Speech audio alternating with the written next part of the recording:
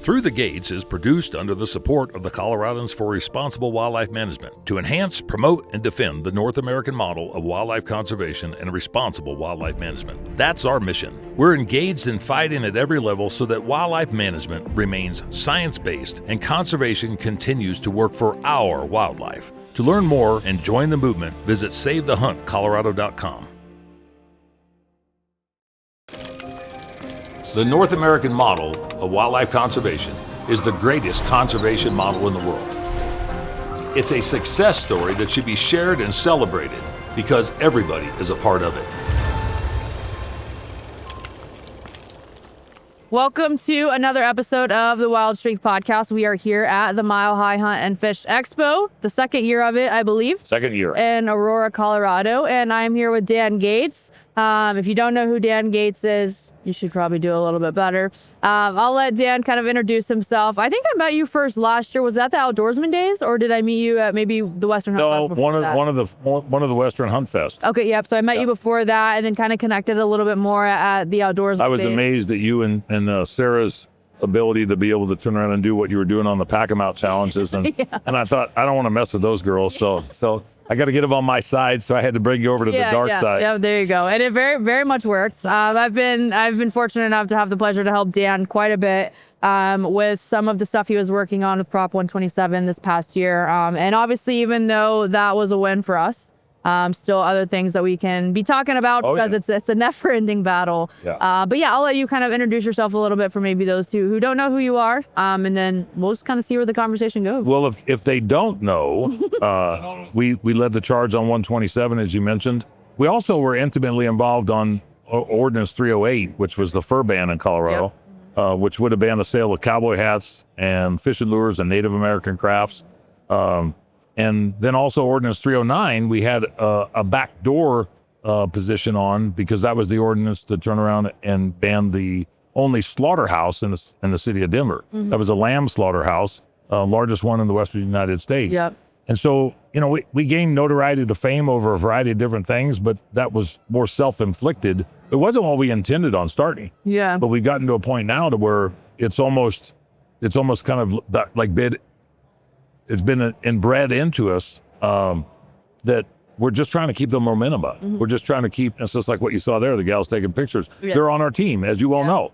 Yeah. And, 18 months ago, we didn't really have a team. Mm-hmm. Because when you start talking about conservation, you start talking about the things that are important to the fight, that's the most boring part of what we do, but we're starting to elevate people's perceptions on the need for it. Yeah. And as I tell everybody, they don't have to do exactly the way we do it, but if they don't engage at any level whatsoever, somebody else is acting to take away what they're so interested in, whether it's bow hunting or whether it's prairie dog hunting or whether it's fishing or look at the piece of potential ballot initiative stuff that we've got now. They want to ban live bait. It's minnows and it's grasshoppers and it's worms and somebody that's listening. Yeah. And so I've played this level since 2007. Mm-hmm. A friend of mine, matter of fact, Chris Journey over there with the Colorado Conservation Alliance, we started CRWM in 2016, 2017. Okay. We were on the same board for the Colorado Trappers and Predator Hunts. Mm-hmm. When our current governor got elected, we said we need to do something different because we saw the changing tide that was coming up with who was actually running for governor. Yeah. So we thought we needed to start CRWM and have lobbying representation with the Colorado State Capitol. That kind of transformed into a variety of different things because there was a lot of attacks and assaults statewide. Mm-hmm. But then in 2023, you started hearing the rumblings about a ballot initiative, and we'd already won on multiple levels and never lost at the commission and at the legislature. And when we found out that we were being assaulted on the ballot initiative, we knew that we did the right thing back in 2016, 17. Yeah, which is, curious I had no clue that this was going on in 2016. Obviously, I got into hunting a little bit after that anyways. But yeah, so last year you mentioned kind of hunting or conservation aspect of it isn't really the shiny part of hunting. And last year I had the folks with Howl for Wildlife on, and I was kind of playing a little bit of devil's advocate when I had them on. But I do think that for anything political period, like even outside of hunting. I thought that, and I imagine most people have a similar thought, which is kind of why I was putting it this way. I thought that I am one person.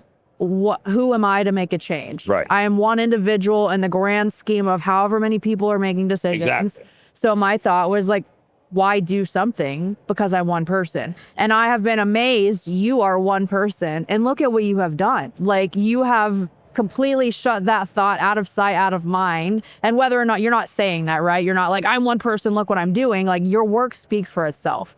The effort that you're putting into all of this speaks for itself. But I think that goes to show that one person can do so much.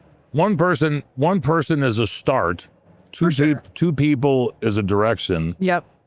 100,000 people is a movement. Yeah, and, absolutely. And I got to credit you for stepping up and actually listening to my and our rhetoric about what was necessary and willing to engage and actually maybe take a bite of the wicked apple and and say, if I want to continue to do what I'm doing without being assaulted and attacked from the antis, from the extremists, I have to be able to step up and at least voice my opinion and concern. You gals and some of the guys have done that remarkably well to the point to where I know what we needed. I know what we had to have. And because of my existence and involvement and engagement and volunteerism at many other boards and committees, I've been appointed by the last two governors. I've been appointed by 4 different directors of Colorado Parks and Wildlife. I've sat on more boards and committees than what I ever thought that I would possibly sit on. For sure. But when I started talking about what we needed to do, how we needed to do it, how you could get people involved, that was a message that started to resonate fairly well, but not until we started really getting down to the nitty-gritty on conservation type discussions where we could fight and where we could stand up. Doing something that's right is necessary. Doing something that is necessary is long lasting, and doing something that is long lasting is almost impossible for the average person to comprehend, because it's not over until we say it's over, because the antis are going to keep coming back no matter what avocation, no matter what species of take, no matter what method of harvest. They're going to keep coming back. And you saw Christine and Katie in here and so many other people that stepped up to help us out. We know the messenger can't be some grizzled old bastard like me all the time. Somebody has to turn around and say, hey, I'm a young woman and I'm educated and I'm involved in this and I pursue game either for food or for avocational purposes or whatever. Some women have kids, some women don't. Some women have husbands that hunt, some women just hunt themselves and their husbands don't, which we've run into. But what we created was something where those individuals felt like they could be part of a potential solution and be part of a movement of spreading the word and creating this consistent message. That's the biggest thing, consistent message. Not you talking about something and that lady over there talking about something and me talking about something. We all talk about the same damn thing, because why? The enemy is the same. Period. Yeah. And I imagine there's a bit of like stubbornness that keeps you going and going the entire time. Oh, for sure. I can only imagine. But I think you kind of have to have that to keep going, because like you said, there's always going to be the consistency, right? And same thing with anything that you do in life that you want to do well at. If you just give up, you're never going to get the result that you want. So you have been putting in hours, and I imagine more so than ever in the last couple of years. But it sounds like way before even all of this came out, that's something that you've been putting a lot of hours into and time into it and being consistent with, which is, I think, is incredible, because I think in these days, so many people put a little bit of effort in and don't see reward, and that's where they stop. So to keep going, no matter how bad the antis are coming against hunters, no matter how badly the governor wants hunting to not exist in this state, all of that, like, you keep going. Do you want it to disappear? No. And so funny, as you were talking, Guy and I just finished recording, and I'm huge into like the conservation stuff, but I kind of, as you were speaking, I had a different thought on it. We both talked about how hunting has changed our lives for the better. Like, we have both been in points where it was like maybe life wasn't worth it, and being in the outdoors was like, if it wasn't for this, why would I continue? And so it almost feels like, conservation aside, an attack to me. right? And I'm sure anyone else can feel the same too. I'm speaking for a whole bunch of. But where are you going to put the flag up and say, okay, enough is enough, and I need to at least voice my opinion? Correct. I need to be engaged. Exactly. And I think that is where most, and I admittedly, like before I knew about all of these things going on, like I started hunting in Texas, and people you either don't talk about politics in Texas, or you just act like they don't happen, and you do it anyway. It's just going to happen anyway. Yeah, you just do it anyways. And it's been really cool moving here to be involved and to hear about all the things that are going on, because this is affecting our livelihood. Like the way we choose to live our lives, the way we choose to, whether it's for stable mental health, whether it's for putting food on the table, whether it's because it's just a genuine passion of yours. But to your point, at what point, or I would even say not at what point, at what distance are you willing to go to keep that alive? Exactly. And this is a part of that. I ask people often through the campaign, and trying to get people motivated for something that they don't participate in. We had to create a message that was comprehensive and inclusive to a community that the majority of people don't lion hunt, and the majority of people don't harvest bobcats. Yeah. But once you could synthesize and quantify or qualify what the intent of the opposition was on that particular measure, you started to get some buy-in from other people from around the country and around the region to say, hey, wait a minute, what's that goofy bastard talking about? Yeah. He's talking about mountain lions and bobcats, but he keeps saying that it can transcend in something else that is going to affect me. Mm-hmm. Once they read the language of the ballot measure, then they could see, holy crap, this is not just something that could happen to mountain lions and bobcats. You could take mountain lions and bobcats out and put bighorn sheep in, and put elk in, put deer in. Mm-hmm. And to that point, I kept saying that for about 14, 15 months. Mm-hmm. And right before the election last year, Samantha Brugger Miller with Cats on Trophies put it on an email to their groups.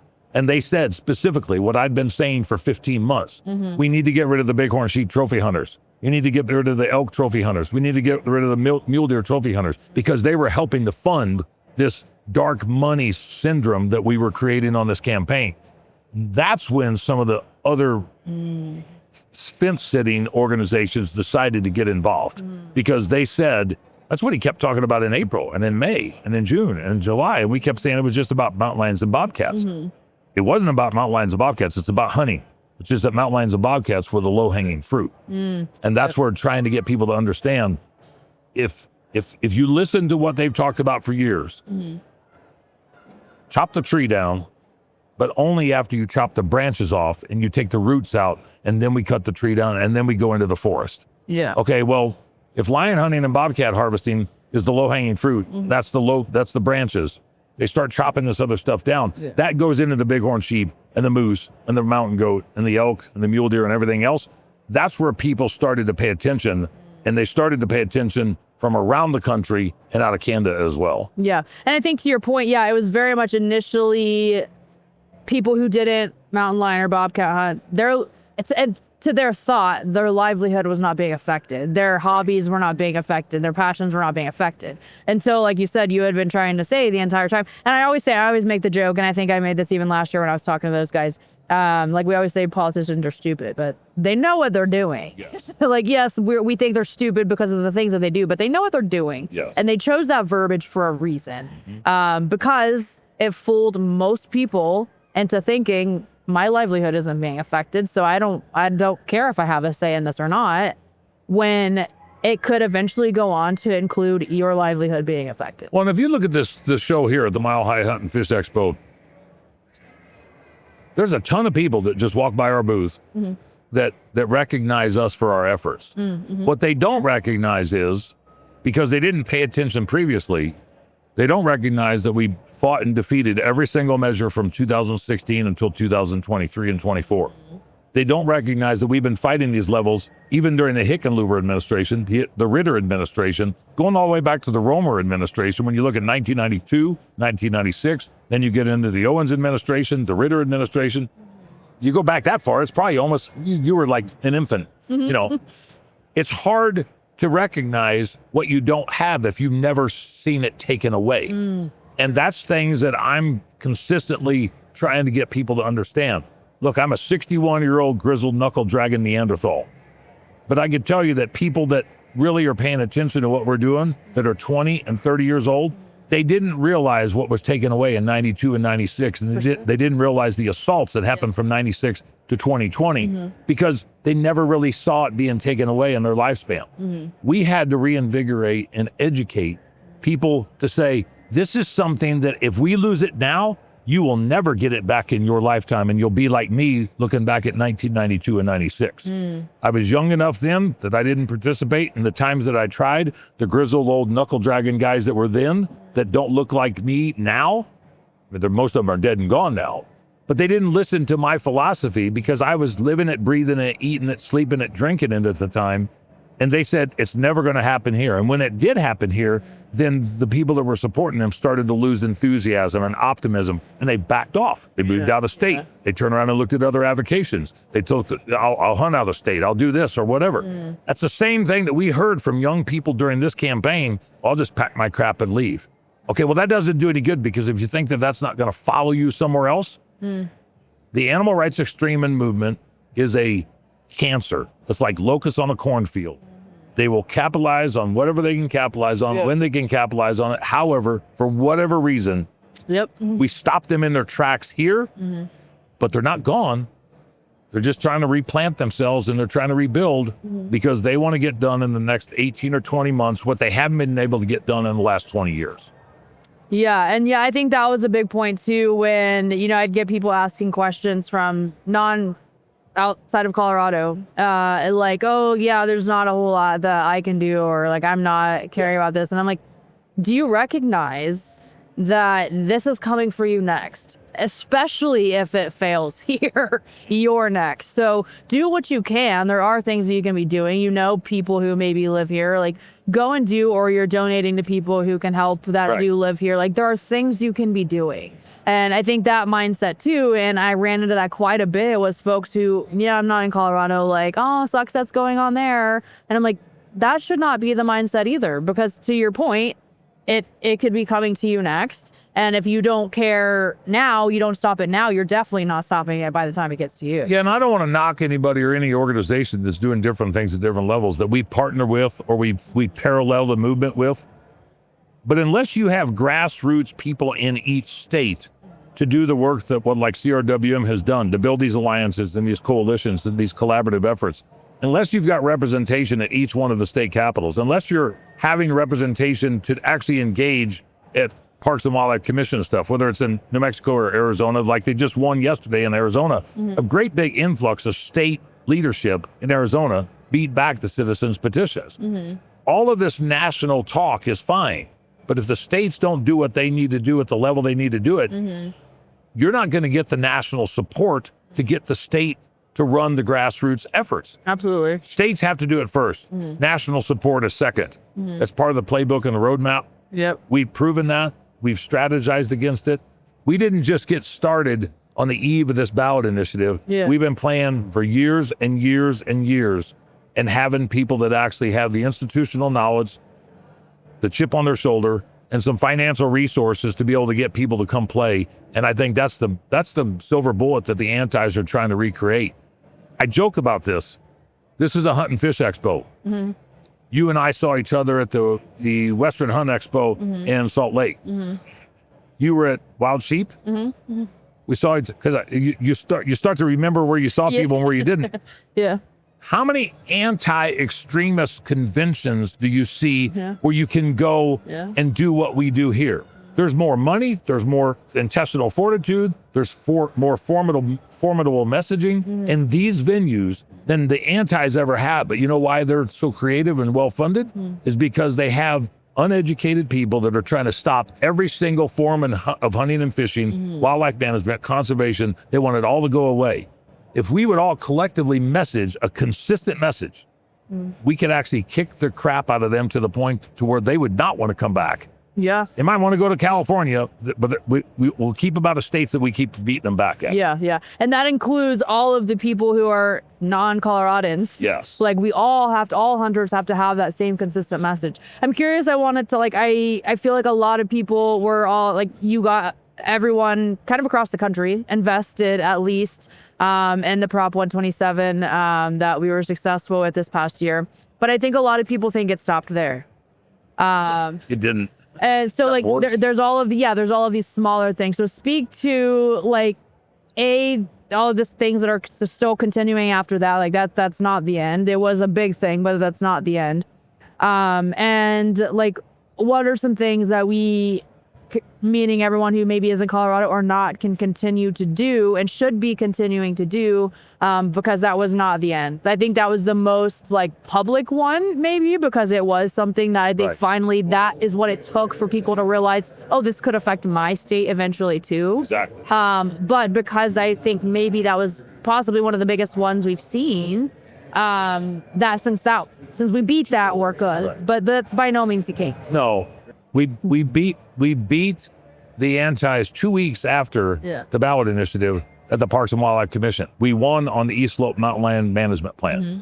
We beat the antis on 3 different levels of making sure that legislation didn't even get into a committee in January at the legislature. Mm-hmm. We beat them back on House Bill 1258, which would have significantly altered Colorado Parks and Wildlife's ability to manage wildlife in a respectful, a science-based manner. Mm-hmm. It was the same people, and I want people to pay attention. It's the same people and the same organizations that befuddled legislators into running House Bill 1258. The exact same people that we beat on 127, that were sitting in there in the conference committees, waiting to turn around and get their voices heard. When we beat that in this legislature, nonetheless, 10-3, in a Democrat House and House Agricultural Committee, we beat that 10-3. Mm.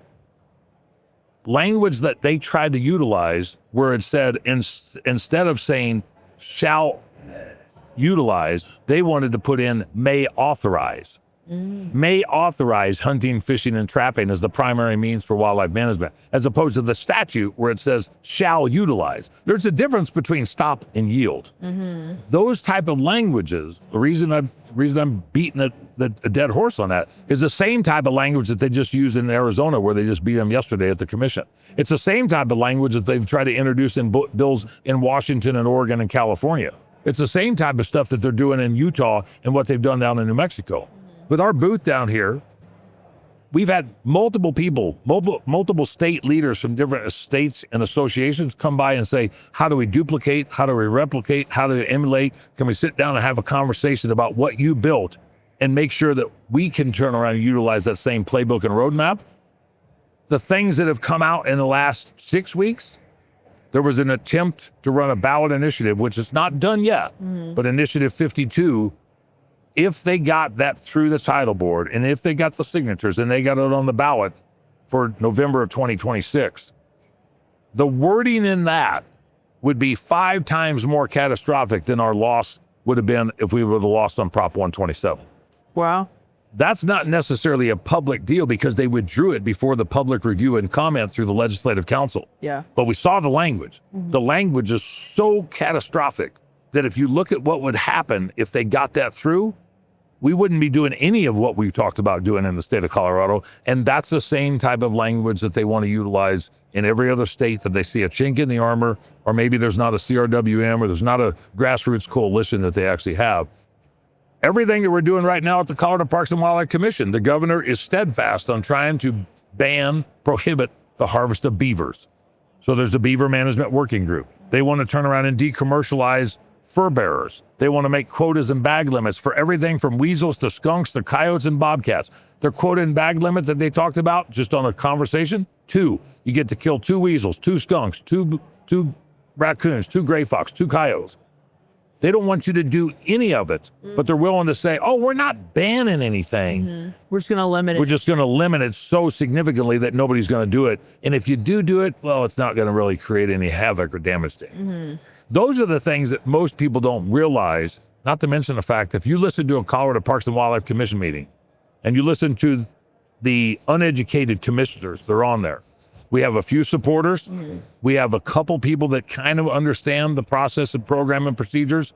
The rest of them, they're not as supportive of science-based wildlife management as what they profess to be, because you can listen to them criticize what the agency does. You can listen to them criticize what the historical, traditional, statutory language is. And they are even questioning the science-based wildlife management the CPW has been doing for the last 125 years.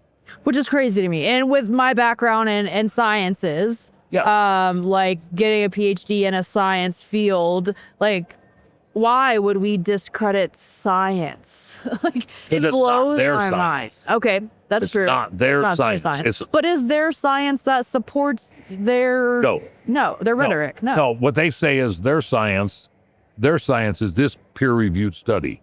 Their science is these experts say this. But it's not experts that are boots on the ground, grassroots guys within the agency. One thing that people need to understand is that Colorado Parks and Wildlife supports hunting and fishing because that's statutory. Yes. But the American funding model, the licensing funding model that supports that, is done for the betterment of wildlife. And while there is a component that we supply a resource to a consumptive public, if you read the statute, it specifically says that all visitors and residents alike. Well, there's a hell of a lot more visitors and residents that do not hunt than what do hunt. But to have this funding model that's been comprised over the last 125 years, when these idiots, and I call them idiots because they never have an answer. Yeah. If you listen to what they say, there's never a suggestion or a recommendation or a replacement. They just say, stop it. They don't say, you can't do this because you should do that.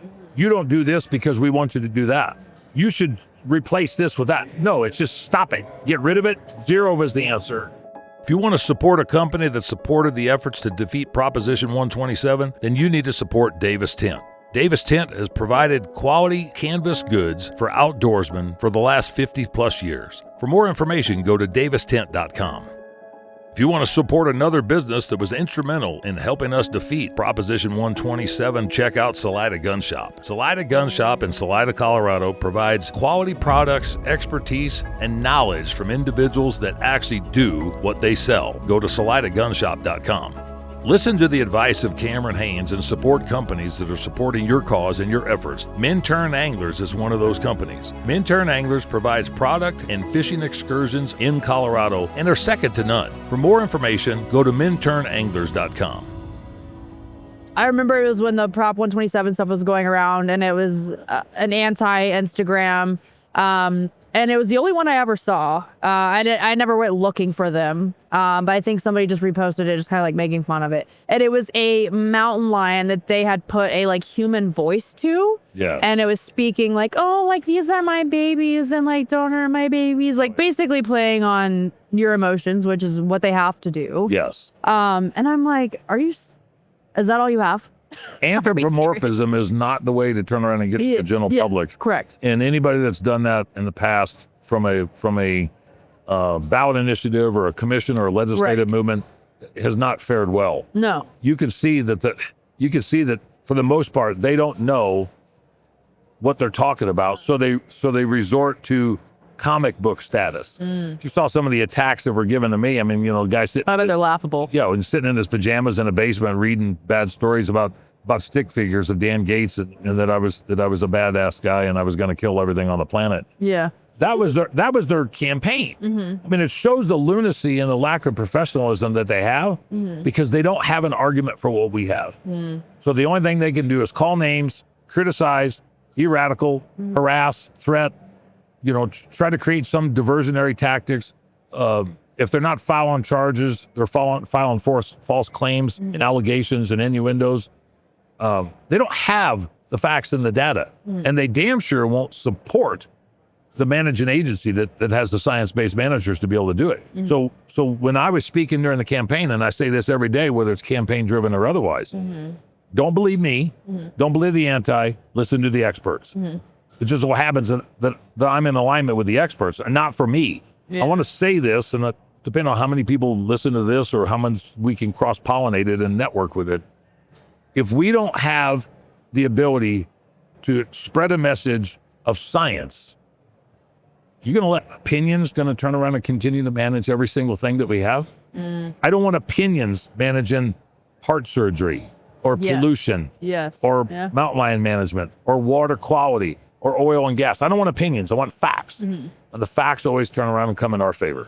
And I think, too, and this is kind of like one thing that I had helped on with the campaign is, to your point, applying it to everything, right? This is not just hunting that this is happening in. Like, all opinion based, no matter where you're looking at it, right? Like if you're coming for heart surgery, my opinion is that if you're not feeling this sort of way, then maybe you shouldn't have open heart surgery because we don't want to pay for it or whatever. Like, are you gonna let that affect your life to that way? I think too, what blows my mind is how many people and A, aren't willing to look at the sciences, but B, to your point, like it's rude and it's harsh in a way. And I find that the people who are supportive of everything that you're doing and all of this are like people who, and I think you've even talked about this before, care more for the animals than A, these people believe them to care for, right. But I'd say even more than these people actually care for, because their tax-paying dollars are gonna go and kill the animals if we don't. And so like why are we not looking at the reality of that? If you listen to people that get up and testify at the legislature or at a commission meeting, and it's not just centric to Colorado, it's the Centennial State. It's over and over and over. They have talking points, then they have bullet points, and every single one of them gets up and talks the same thing. They use the same phrase, the same word. It's behind each other and it's in front of each other because somebody sent them that, because they don't have a brain of their own to be able to turn around and make their own position, because their position is an opinion and it's not based on boots on the ground facts. I've spent the better part of my entire adult life doing what I do. And for somebody to criticize what I do, and they've never stepped foot in my shoes and never been in somebody's house to take care of a raccoon problem or a rattlesnake problem, or to turn around and watch deer and elk starve to death in the winter, or to watch coyotes have mange and distemper and watch them die a long, slow, agonizing death. Everything I do is not disease regulated. But the reason it's not is because we have regulated hunting of abundant wildlife resources, and those people don't have an answer to any of us. Their answer is, you shouldn't do this. Why? Because you shouldn't do that. Why? Because you can't do it that way. Then what should we do? Because it has to. They never have an answer. They never have anything except for what I believe, but it doesn't go on facts. It doesn't go on data.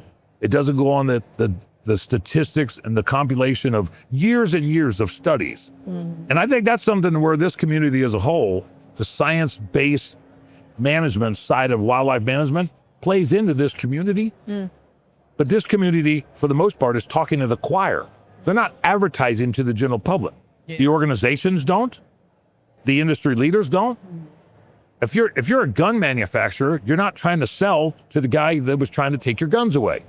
If you're a African outfitter, you're not trying to sell to that person unless you have safaris that aren't consumptive use. If you sell backpacks and camel boots and all the other stuff, you're not trying to sell to the gal or the guy that was trying to take yours and mine's avocational pursuits away.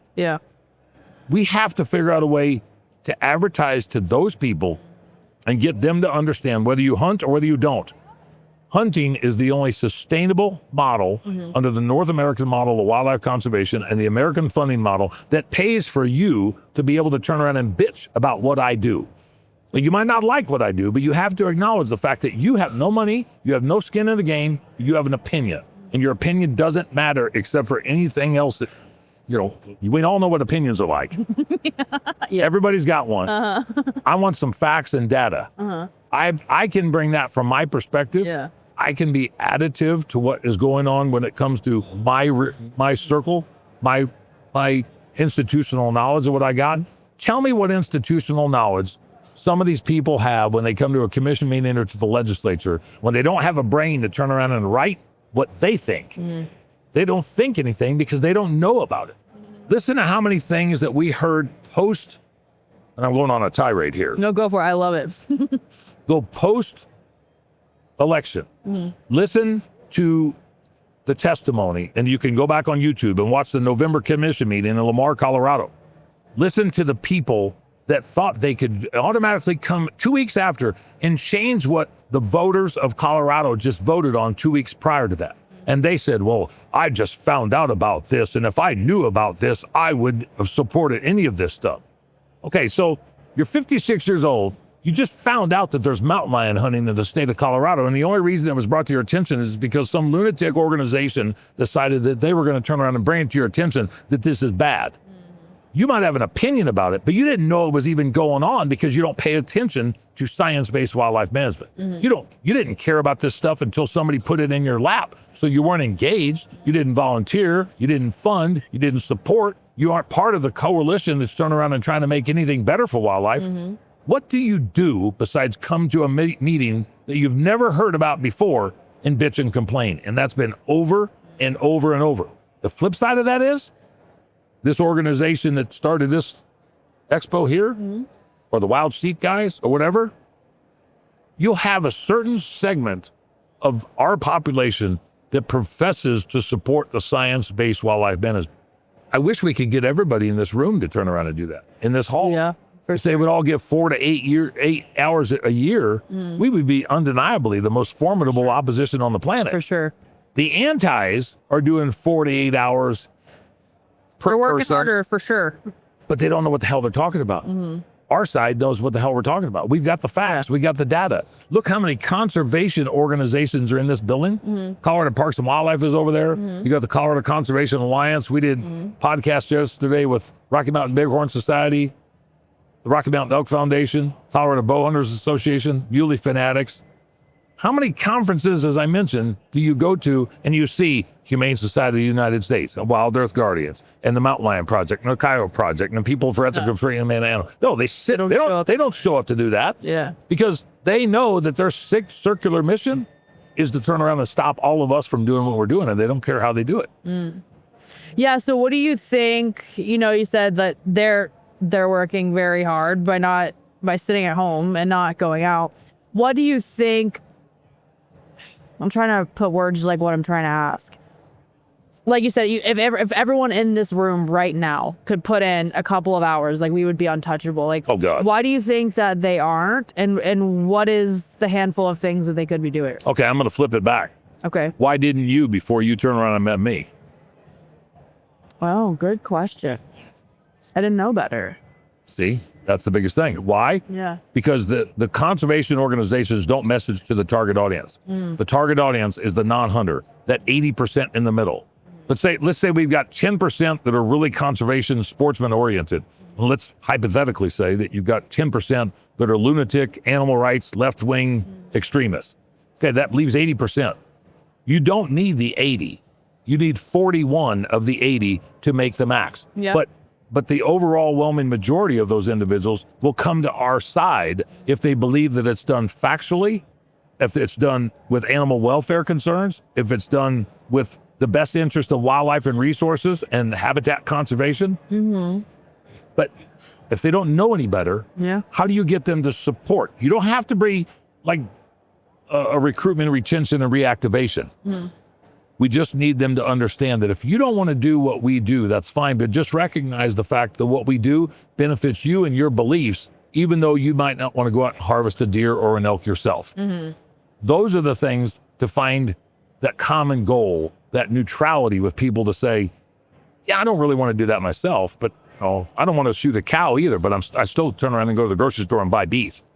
I don't want to turn around and raise chickens, but I still go to the store and raise eggs. Of course, maybe with egg prices, maybe people need to start raising chickens. Yeah, for sure. What blows my mind is the category of people who get beef, chicken, all their meat from the grocery store, but are still in support of the anti-hunters. They don't realize what they don't realize. Yeah. Because they think that this stuff. Shane Mahoney set a perfect example in 2022 when we had him at the Colorado State Capitol on Sportsman's Day. And he got on the podium and he said, wildlife does not happen by accident. It doesn't. Maybe it did 400 years ago. But when you have, 8 billion people on the planet and 6 million people in Colorado and 84 million visitors and 33,000 agricultural properties, wildlife does not happen by accident. It needs to be coddled. It needs to be funded. It needs to be managed. And it needs to have appropriate measures taken in place preemptively so we don't have extirpation and extermination. Yeah. Not one species has been extirpated because of hunting practices since regulated hunting has been imposed. Not one. Yeah. Use the mountain lion issue as an example. In 1965 in Colorado, there was less than 200 mountain lions on the landscape. sportsmen and women, conservation, and even the agricultural producers themselves said, well, we don't want them to become extinct. We're shooting them as pests, as nooses, like what they used to do with wolves. Mm-hmm. If we start having regulated hunting seasons and management for these species, we can surely propagate them to a level of sustainability. Mm-hmm. What do we have now? 4,400 to 5,000 mountain lions in the state from 55 years of regulated management and hunting. And to the point to where when people say during the campaign, well, if we keep hunting mountain lions at this rate, we will extirpate them. Okay, well, we've been hunting them at this rate for the last 55 years, and we've only increased their population by 20 to 30 times. Right. Those are the things that you mentioned about not knowing. It didn't occur to you. You didn't understand. You didn't know that you were any more than one voice. Mm-hmm. How many people in this room here walk through here that purchase the license, that provide funding to the Wildlife Council message? Mm-hmm. Everybody does it. It's $1.50. They just don't know where it goes. Yeah. Everybody has to buy their first license, and they turn around and spend $12.47 on the habitat stamp. I sat as a chair on that committee. Most people don't know where that money goes. Mm-hmm. Unknowing people make uneducated decisions, and it's up to us to turn around and try to build a repertoire up, a messaging campaign, statewide, regional-wide, and nationwide, to make sure that we have a consistent message. For sure. Yeah, I think for me it was like, I did not by any means think that we as hunters would ever make something go extinct. I've always recognized the basic conservation efforts through hunting. The ignorance for me was to my point of just not understanding, I'm one person, so what role do I play in the grand scheme of things? And I've actually heard that from quite a few people. And that's kind of how I started the conversation, was to see you be one person. And obviously you're not one anymore. You have so many people. I gotta.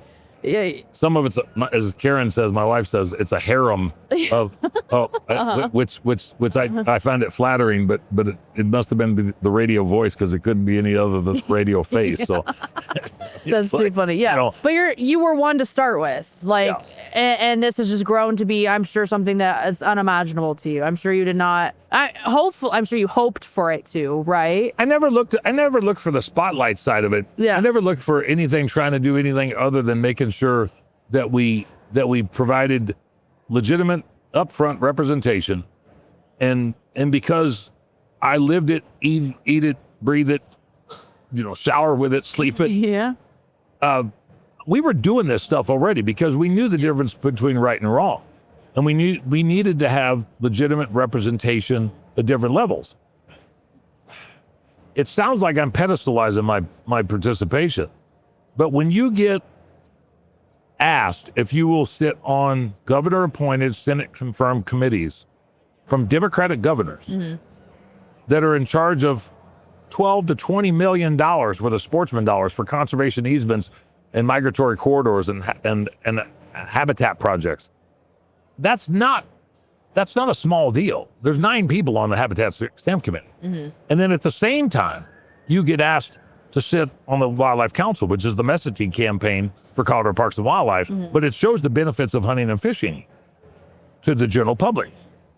When you have that opportunity to be able to do that, it puts you in a different, not so much a different league, a different opportunity to learn and figure out, okay, this is this wheelhouse. How does this translate into that wheelhouse? And that wheelhouse was the advocacy that we were doing to be able to go to a commission meeting, or to be able to turn around and be at the legislature, or to create a messaging campaign. And it just so happened that those stars aligned to where there was cross-pollination and intersection of messaging.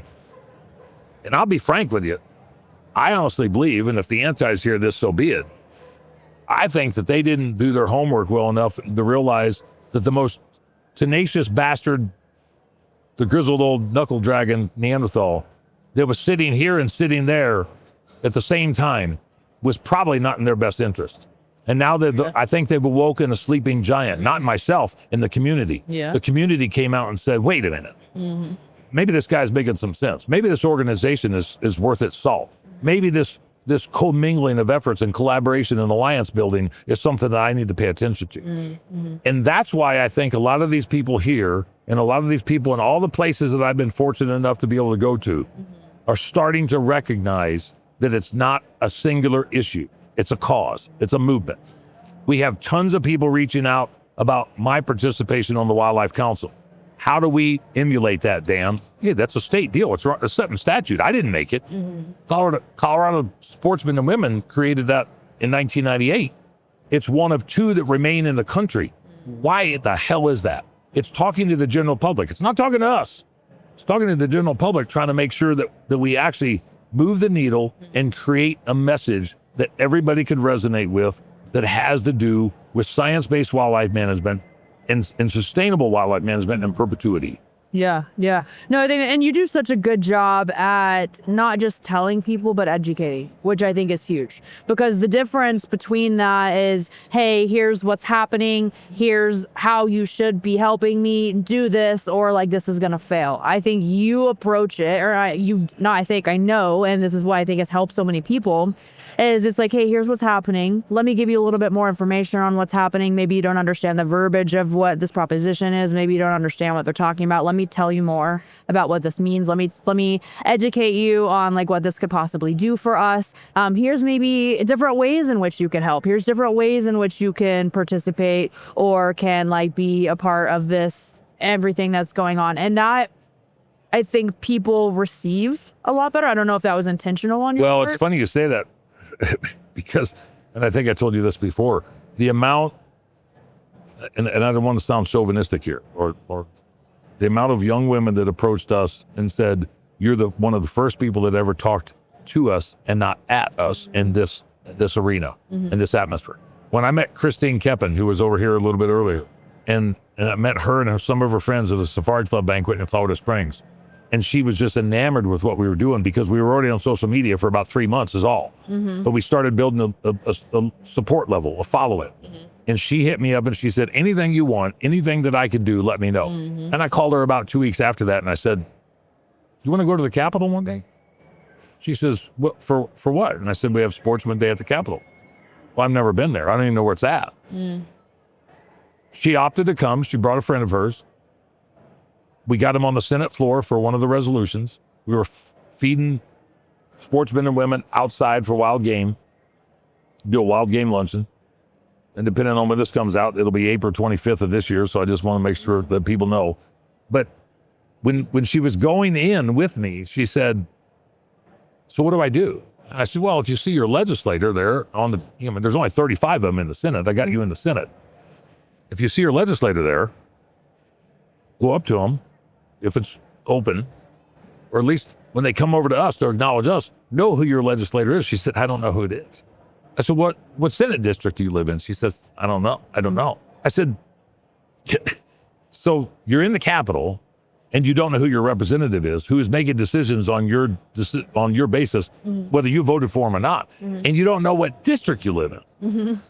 I think a light bulb clicked in her head, and she'll listen. If you listen to a podcast that she did with us, she started to get that message so it would resonate to other friends of hers. You need to do this, and you have to do this, and you got to pay attention to this because these people are making decisions on your kid and your food source and your water and your schooling and all the other stuff that we're interested in, not to mention the fact there's groups out there trying to take stuff away.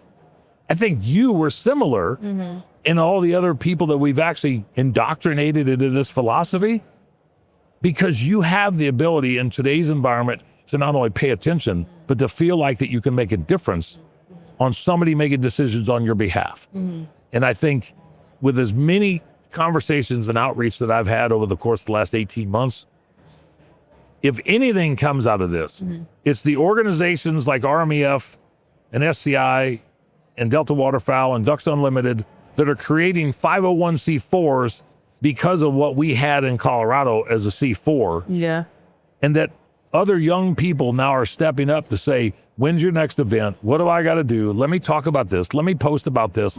These are the most boring conversations that most people will listen to. But if it sinks into 5% of the people, that's 5% more than what we had 18 months ago. And maybe the next election cycle that comes through, the next legislative cycle that comes through, Maybe we get 5% more, maybe we get another 50 people, maybe there's another 100 people. That's how you start a movement. It doesn't happen overnight.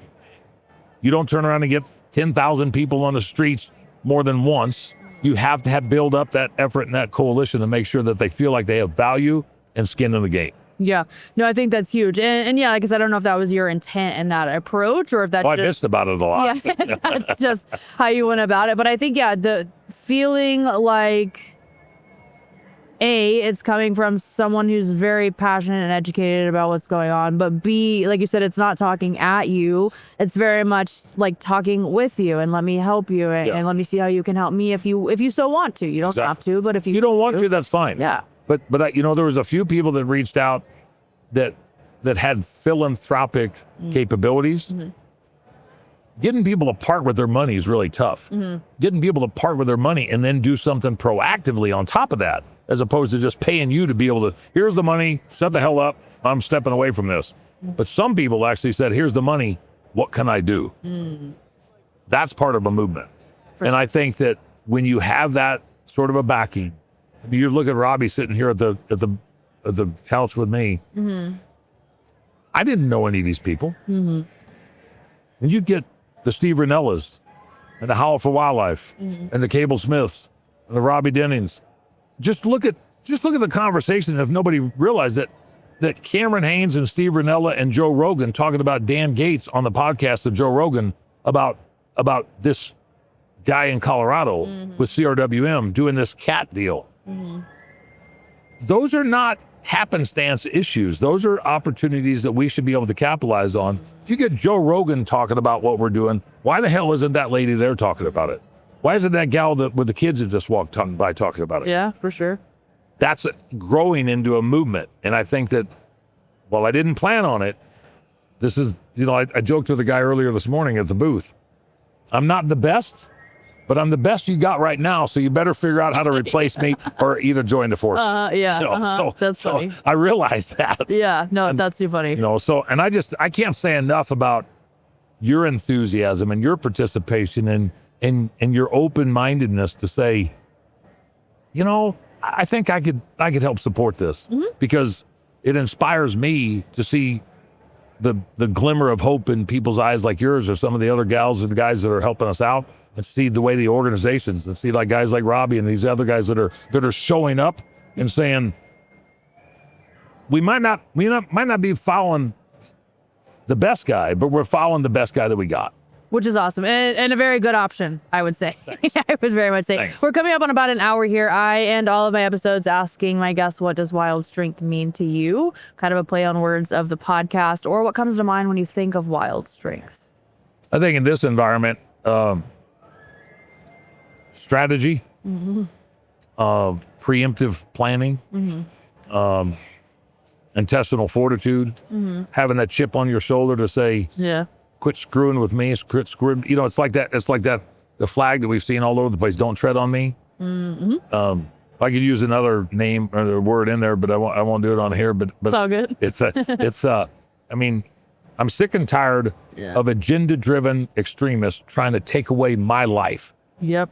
And as everyone else should be too. Yeah, and not to belabor the conversation, but what would you do if somebody was coming into your house to steal what you have?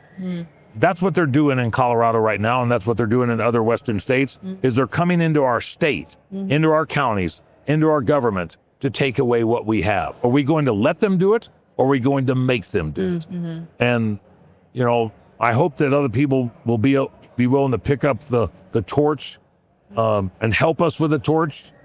I'll hand the baton off, but I'll pick it back up if somebody's screwing up because I don't want to go back and build up.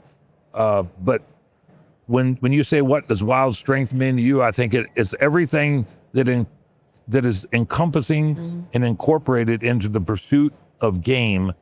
Because if you're going to be successful in that pursuit, and you're going to spend as much time and effort and resources and money and strategy to be able to do that, if some of those people would bring that into this fight, just a little bit, when it's really important, we would be undeniably the most formidable opposition on the planet. And I don't think that anybody would want to screw with us ever again. Now, that's a grandiose idea and a foresightful, plan of action. But I hope that answers your question. No, I love that, and I agree 100%. If people have questions, if they can want to reach out to you, where can you be found? Well, as I keep getting told, nobody can go to the bathroom without me coming up on Instagram. So sometimes I've heard that. It gives me an idea where they're looking at me. I don't know, SaveTheHuntColorado.com is the website for the Coloradans for Responsible Wildlife Management. We've got the Instagram and Facebook. And at the beginning of the year, we started Through the Gates podcast, which hopefully you and I are going to cross-pollinate, and I'd love to get you up to the studio for that. Remarkably, that has turned into a message-driven opportunity for us to continue building the Army and building up the message. And it's on any of the social platforms, any of the venues for podcasts, but it's also on YouTube. So if you didn't get tired of listening to me, you can actually get tired of watching me. Yeah.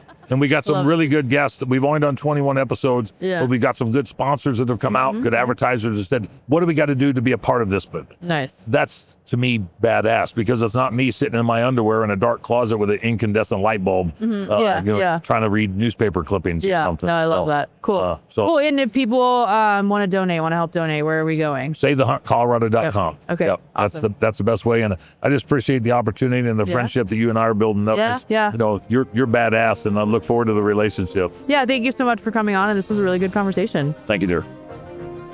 Thanks for joining us for this episode of Through the Gates. For more content like this, make sure that you like, follow, and subscribe on all of our channels.